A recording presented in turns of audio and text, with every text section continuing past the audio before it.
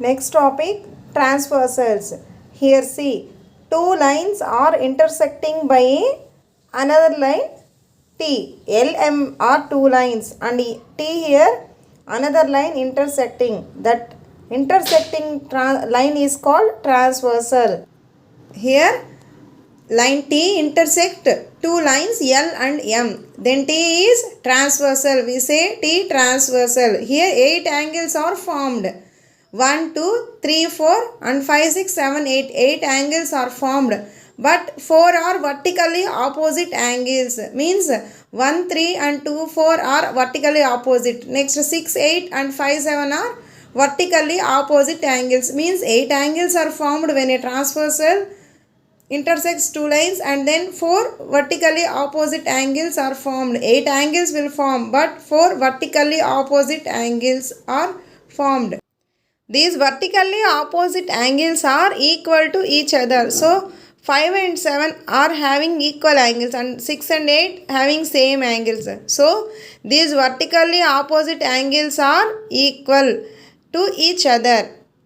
Next, corresponding angles. When a line L and M are intersects by T means then here angles are formed 8 angles. In these opposite angle, vertically opposite angles are there in transversal. So corresponding angles means here 1 and 5 are corresponding, 2 and 6 are corresponding, and 4 and 8 are corresponding, and 3 and 7 are corresponding. So 4 corresponding angles are formed when a transversal intersects. So here 1 and 5 and 2 and 6 and 4 and 8 and 3 and 7 are corresponding angles. Here is an activity. Draw a pair of lines and a transversal such that they form two distinct angles. Here if we draw a line means two distinct angles. If one angle is 60 degrees means obviously the next angle will be what? 120 degrees. Why? Because two angles equal to 180 degrees no on a line. So when we draw a transversal with two pair of lines means they are parallel to each other. Here if two lines are cut by a transversal intersects a transversal T means the two lines are parallel here and corresponding angles are also equal. If one corresponding angle is 60 degrees means in line L, and then for line M the corresponding angle here is 60 degrees only, because we say no there in line L that angle and this angle corresponding angles are equal. No, that's why if A equal to 60 degrees means B equal to 60 degrees. So here parallel lines are two lines are parallel and corresponding angles also equal. Next, another activity.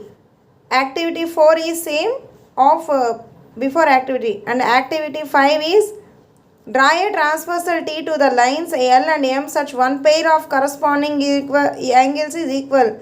You can measure the angles with a protractor. By using a protractor we can measure. See, when a pair of lines are not parallel to each other, corresponding angles formed by a transversal can never be equal to each other. Means pair of lines are not parallel means that corresponding angles also not equal. So lines must be parallel to each other and then only corresponding angles also equal. Drawing parallel lines by using a ruler. Students, you have to draw parallel lines by using a ruler. Next, alternate angles. See here, same the two lines L and M and intersection line T, then A, B, C, D are corresponding angles, E, F, G, H.